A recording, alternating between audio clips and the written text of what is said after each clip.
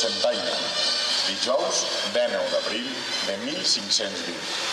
Són les 9 del matí i ja es nota l'arribada de la primavera. Un sol radiant trau els colors a les fruites i verdures escampades al mercat, que es celebra cada dijous entre el Palau i el Raval.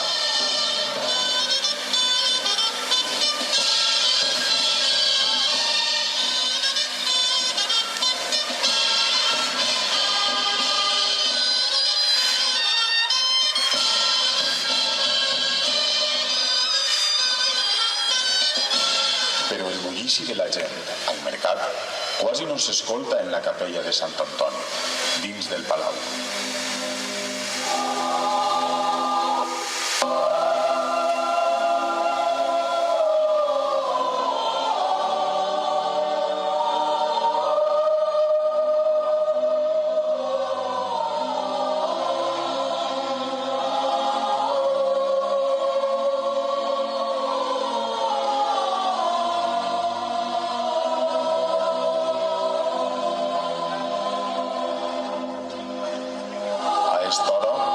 Mossèn Onofre Satorre celebra la missa en memòria de l'àvia del comte de Cocentaina.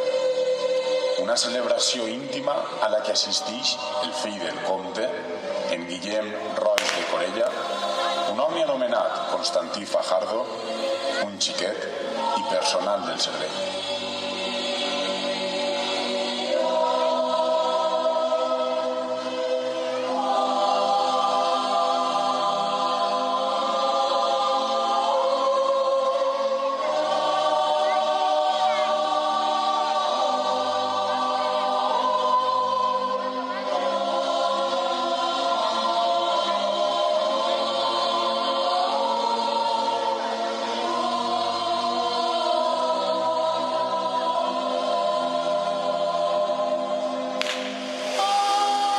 Mossèn Onofre, acabada la comunió, eleva una pregària a la reina del cel i, com se la sap de memòria, alça la mirada cap a la icona de la Verge Maria que presideix l'altar. La imatge està coberta d'un vel de seda i fil, fortament amarrat per tots els costats.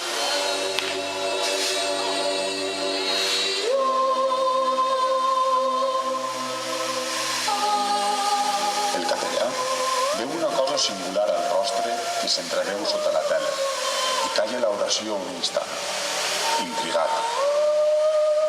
Sembla una mena de suor, però finalment acaba la missa i deixa que els fidels se'n vagin, excepte Fajardo i el xiquet.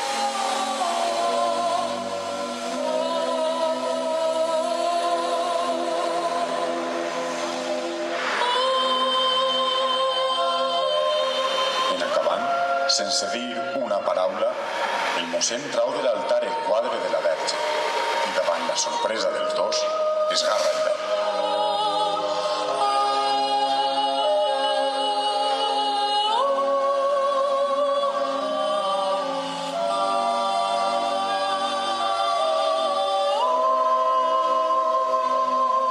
Allí està l'estrany suor. Toca una gota baix de l'ull esquerre i se li queda al dit.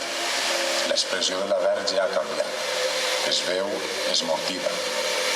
Llavors, feu cridar el fill del comte.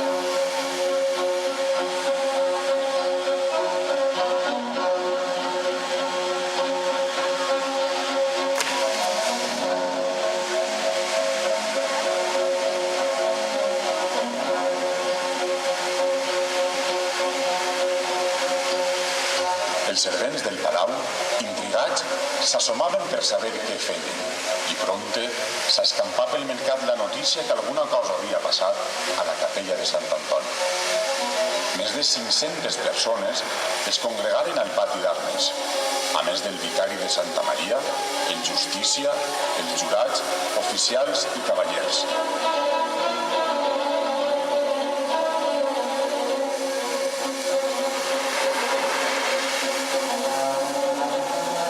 Però les autoritats es mostraren cauteloses i feren jurar els testimonis, davant de l'altar, que la capella havia estat tancada fins l'hora de la missa. Mentrestant, la raó del fet traspassava les muralles de Cocentaina. tornava dels camps atordida per aquella notícia.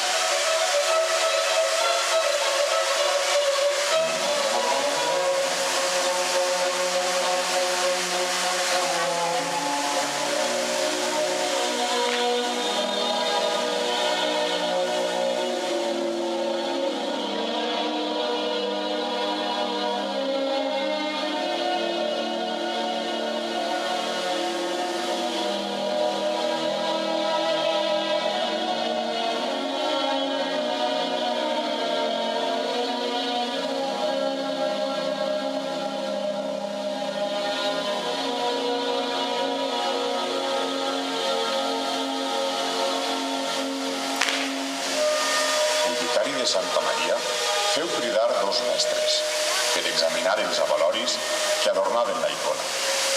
A més, tragueren el quadre al sol i fins i tot el desmuntaren per comprovar la fusta de darrere, per si hi havia algun tipus de mel o substància que donara eixa suor.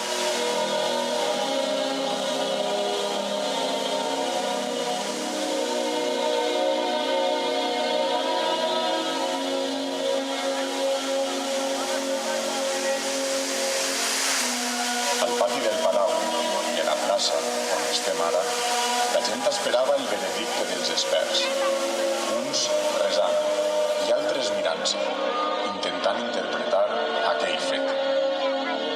En acabar l'examen, els mestres van concloure, públicament, en veu alta, que la suor estava sols al rostre de la Verge i que era sang.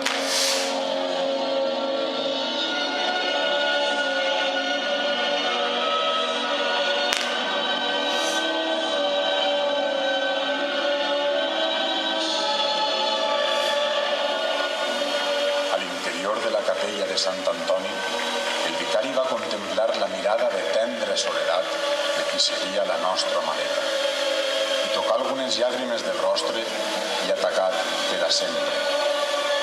Tenia 27 gotes de sang quasi eixutes, 27 motius per a l'alegria i l'esperança, 27 llums que guiarien al nostre poble.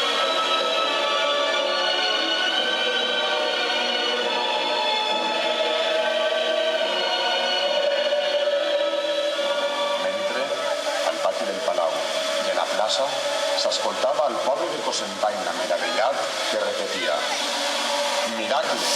Miracle!»